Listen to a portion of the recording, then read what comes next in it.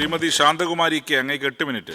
Sir, കേരളത്തിൻ്റെ പൊതുജനാരോഗ്യ രംഗം ലോകത്തിന് മാതൃകയായ അതിൻ്റെ നിറവിലാണ് നമ്മൾ ഇവിടെ ചർച്ച ചെയ്യുന്നത്. ചുമരുണ്ടെങ്കിൽ ചിത്രം എഴുതാൻ പറ്റൂ എന്ന് നമ്മൾ പൊതുവായിട്ട് ചർച്ച ചെയ്യപ്പെടുന്ന ഒരു പഴഞ്ചൊല്ലാണെങ്കിൽ ആ പഴഞ്ചൊല്ല് യാഥാർത്ഥ്യമാക്കുന്ന ആരോഗ്യ പ്രതിരോധ പ്രവർത്തനങ്ങളും പശ്ചാത്തല സൗകര്യങ്ങളും ചികിത്സാ സംവിധാനങ്ങൾ നൽകുന്ന ഒരു സംസ്ഥാനമായി കേരളം ഇതിനകം മാറിയിട്ടുണ്ട്. നമ്മുടെ മുമ്പിൽ കോവിഡ് വന്നു, നിപ്പ വന്നു. ഇത്ര വലിയ ആരോഗ്യ പ്രതിസന്ധിയെ, ഒരു പാൻഡമിക് സിറ്റുവേഷൻ നമ്മൾ കൈകാര്യം ചെയ്തത് എങ്ങനെയാണ് എന്ന് ലോകം ഇന്ന് പഠിക്കാൻ വരുന്നത് നമ്മുടെ കേരളത്തെ സംബന്ധിച്ചാണ്.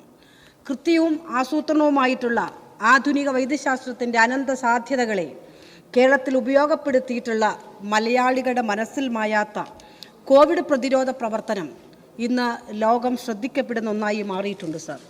സർ, ഇന്ത്യയിലെ പല സംസ്ഥാനങ്ങളും കോവിഡ് വന്നപ്പോൾ 50 വയസ്സ് കഴിഞ്ഞാൽ അഡ്മിഷനില്ല, നോ അഡ്മിഷൻ, അതാണ് പറഞ്ഞിരുന്നത്. എന്നാൽ കേരളത്തിൽ അങ്ങനെ 90 വയസ്സായ അമ്മൂമ്മയടക്കം ചികിത്സ കൊടുത്ത് അവരെ തിരിച്ച് വീട്ടിലേക്ക് കൊണ്ടുപോകുമ്പോൾ അവരെ ചികിത്സിച്ച ആരോഗ്യ പ്രവർത്തകരെ അടക്കം ആദരിക്കപ്പെടുന്ന സംസ്ഥാനമായിരുന്നു നമ്മുടെ കേരളം. അത് ഇന്നും അതിൻ്റെ തുടർച്ചയാണ്.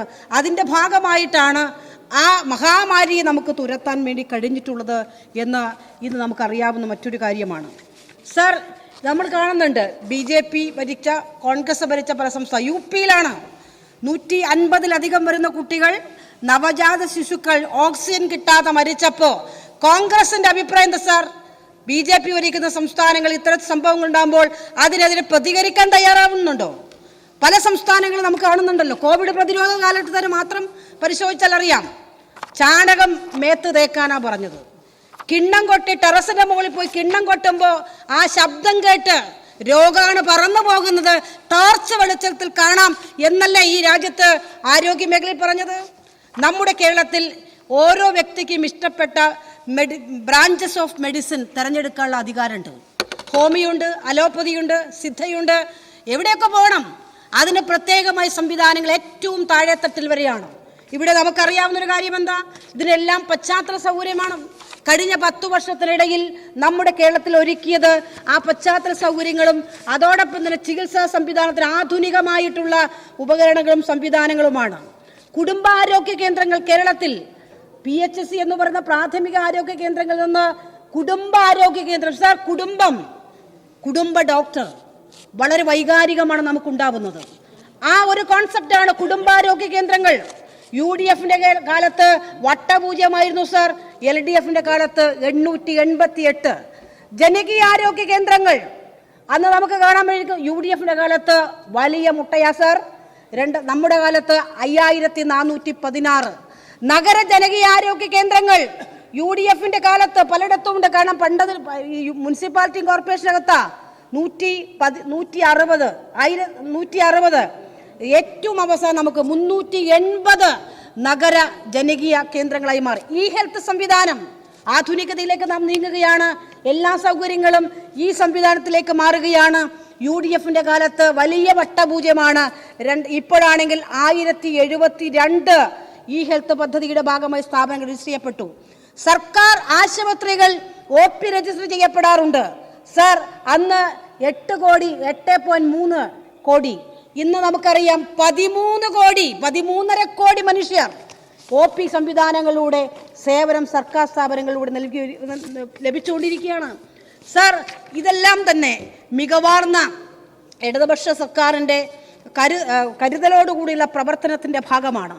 ഇതിനകം തന്നെ നമ്മുടെ ആരോഗ്യ വകുപ്പ് ലോകത്തിലും ദേശീയ തലങ്ങളിലും ശ്രദ്ധ കേന്ദ്രീകരിക്കുന്ന തരത്തിലുള്ള പ്രവർത്തനങ്ങൾ നടപ്പിലാക്കിയതിന് 32-ലധികം വരുന്ന പുരസ്കാരങ്ങൾ നേടി. ഞങ്ങളിവിടെ UDF-ന്റെ പ്രതിനിധികൾ സംസാരിക്കും പറയാണ്, ഈ ദേശീയ അന്തർദേശീയമൊക്കെ ഒന്ന് കുറയ്ക്കാവോ?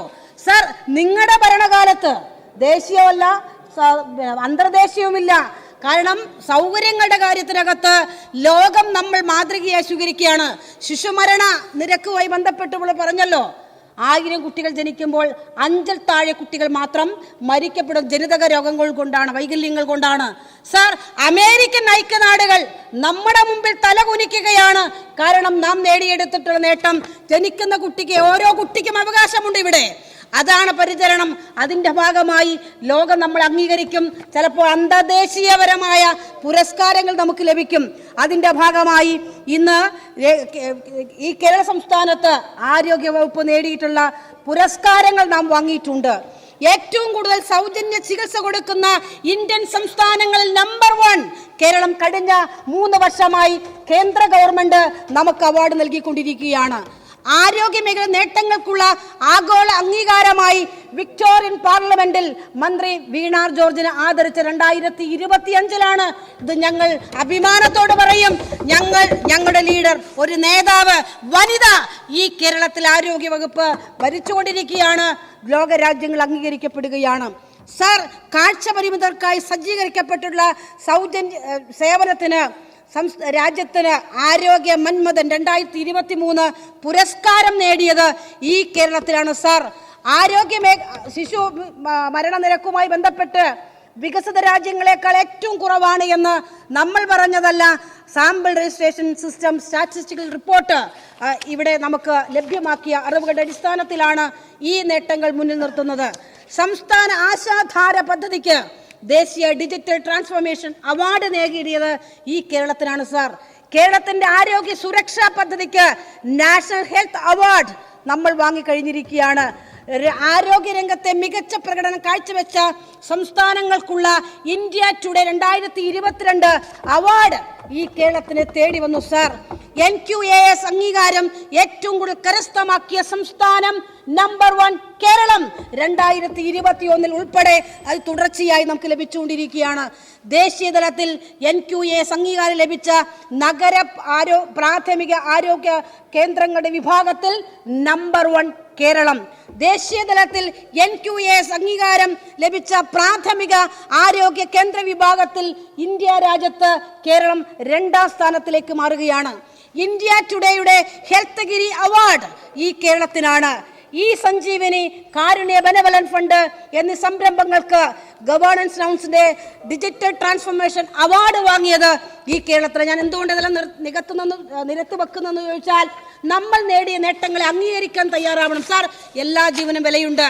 ഞങ്ങൾ വിലമതിക്കുന്നവരാണ്. അതുകൊണ്ടാണ് ഇന്ത്യയിൽ ഏറ്റവും കൂടുതൽ സാധാരണ മനുഷ്യർക്ക് ചികിത്സ കിട്ടണമെന്ന് ആഗ്രഹിക്കുന്നതാണ് നമ്മുടെ ഗവൺമെന്റ്. ഇടതുപക്ഷ ഗവൺമെന്റിന്റെ നമ്മൾ കാണുന്നു, 1 വർഷം സൗജന്യമായി ചികിത്സ, അതിനുവേണ്ടി സർക്കാർ ചെലവഴിക്കുന്ന സംഖ്യ എത്രയെന്ന് പരിശോധിച്ചാൽ, സർ, 2024-25 മാത്രം 1498.5 കോടി. 2021-22 1424.46, 2022-23 1478.38 കോടി. UDFന്റെ ഭരണകാലത്ത് നിരത്താം. 2021-12 139 കോടി മാത്രം. 2012-13 സർ 181. ഇത്തരത്തിൽ വളരെ വ്യത്യസ്തമായി നമുക്ക് കാണാനാവും. നമ്മുടെ കേരളത്തിന്റെ ആരോഗ്യ രംഗം മികച്ചതാണ്. അത് അംഗീകരിക്കാൻ UDF തയ്യാറാവുന്നില്ല. സർ, അതുകൊണ്ട് തന്നെ ഇവിടെ ഈ അടിയന്തര പ്രമേയത്തിന് യാതൊരു പ്രസക്തിയുമില്ല എന്ന് ഞാൻ സൂചിപ്പിക്കുക.